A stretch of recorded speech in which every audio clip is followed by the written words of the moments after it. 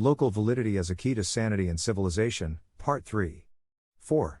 The way humans do law, it depends on the existence of what feel like simple general rules that apply to all cases. This is not a universal truth of decision theory, it's a consequence of our cognitive limitations. Two superintelligences could negotiate a compromise with complicated detailed boundaries going right up to the Pareto frontier. They could agree on mutually verified pieces of cognitive code designed to intelligently decide future events according to known principles. Humans use simpler laws than that. To be clear, the kind of law I'm talking about here is not to be confused with the enormous modern morass of unreadable regulations. Think of, say, the written laws that actually got enforced in a small town in California in 1820. Or Democrats debating whether to enforce a sanction against Democratic senators if it's not being enforced against Republican senators. Or a small community's elders' star chamber meeting to debate an accusation of sexual assault. Or the laws that cops will enforce even against other cops. These are the kinds of laws that must be simple in order to exist. The reason that hunter-gatherer tribes don't have 100,000 pages of written legalism is not that they've wisely realized that lengthy rules are easier to fill with loopholes, and that complicated regulations favor large corporations with legal departments, and that laws often have unintended consequences which don't resemble their stated justifications, and that deadweight losses increase quadratically. It's very clear that a supermajority of human beings are not that wise. Rather, hunter-gatherers just don't have enough time, energy, and paper to screw up that badly.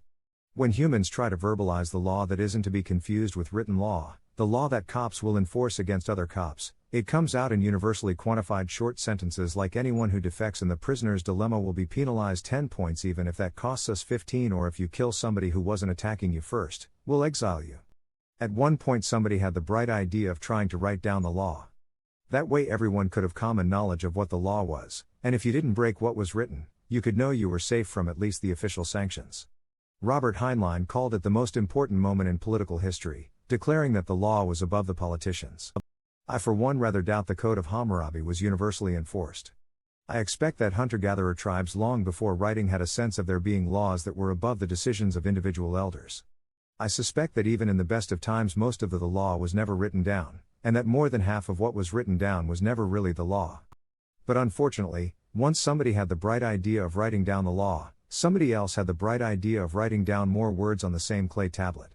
Today we live in a post-legalist era, when almost all of that which serves the true function of law can no longer be written down. The government legalist system is too expensive in time and money and energy, too unreliable, and too slow, for any sane victim of sexual assault to appeal to the criminal justice system instead of the media justice system or the whispernet justice system. The civil legalist system outside of small claims court is a bludgeoning contest between entities that can afford lawyers, and the real law between corporations is enforced by merchant reputation and the threat of starting a bludgeoning contest. If you're in a lower-class neighborhood in the US, you can't get together and create order using your own town guards, because the police won't allow it. From your perspective, the function of the police is to prevent open gunfights and to not allow any more effective order than that to form. But so it goes. We can't always keep the nice things we used to have, like written laws. The privilege was abused, and has been revoked. When remains of the law must indeed be simple, because our written law privileges have been revoked, and so the law relies on everyone knowing the law without it being written down. It isn't even recited in memorable verse, as once it was. The law relies on the community agreeing on the application of the law without there being professional judges or a precedent-based judiciary. If not universal agreement, it must at least seem that the choices of the elders are trying to appeal to the law instead of just naked self-interest. To the extent a voluntary association can't agree on the law in this sense, it will soon cease to be a voluntary association.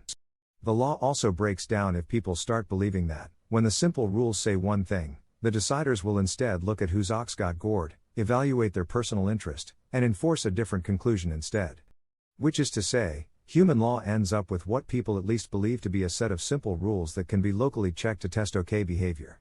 It's not actually algorithmically simple any more than walking is cheaply computable, but it feels simple the way that walking feels easy. Whatever doesn't feel like part of that small simple set won't be systematically enforced by the community, regardless of whether your civilization has reached the stage where police are seizing the cars of black people but not white people who use marijuana.